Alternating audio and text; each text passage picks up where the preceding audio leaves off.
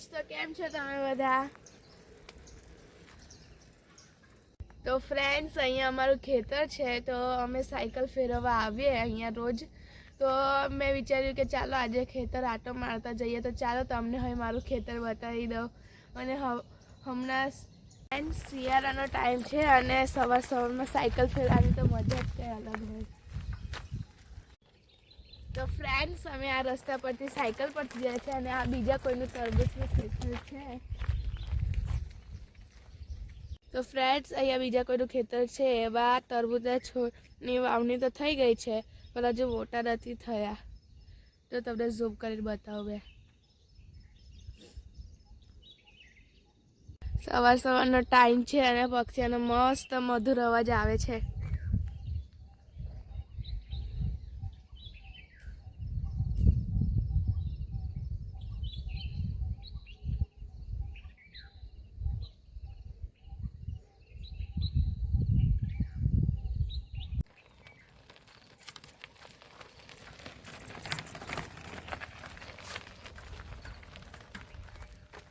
તો ફ્રેન્ડ્સ, હવે હું મારા ખેતરની એકદમ નજીક આવી ગઈ છું.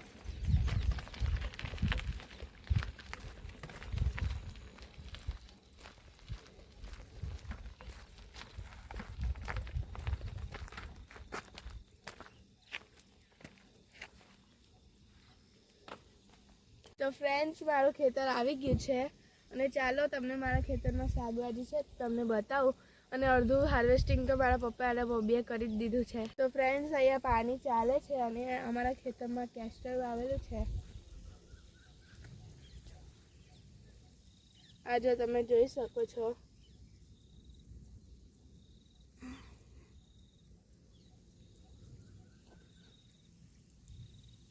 જો ફ્રેન્ડ્સ, મારું ખેતર.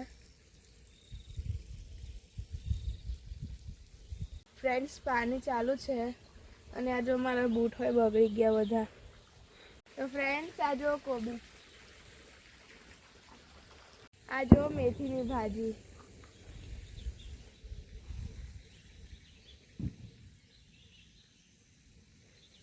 અને આ જો અડધી હાર્વેસ્ટ હોય કરી લીધી છે. ફ્રેન્ડ્સ, આ જો ધાના તૈયાર થઈ ગયા છે, એને થોડા દિવસમાં હાર્વેસ્ટ કરી લેશે. તો ફ્રેન્ડ્સ, આ જો કોબીજ અને ફુલેવર મોટા થઈ ગયા છે પણ હજુ એ તૈયાર નથી થયા.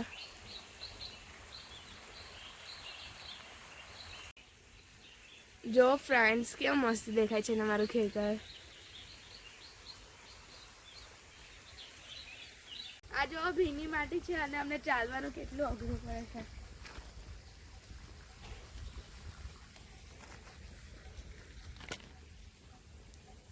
ફ્રેન્ડ્સ, આ જો મારા બૂટ કેટલા ગંદા થઈ ગયા છે અને ઘરે જઈને તો મને મમ્મી બોલવાની જ છે.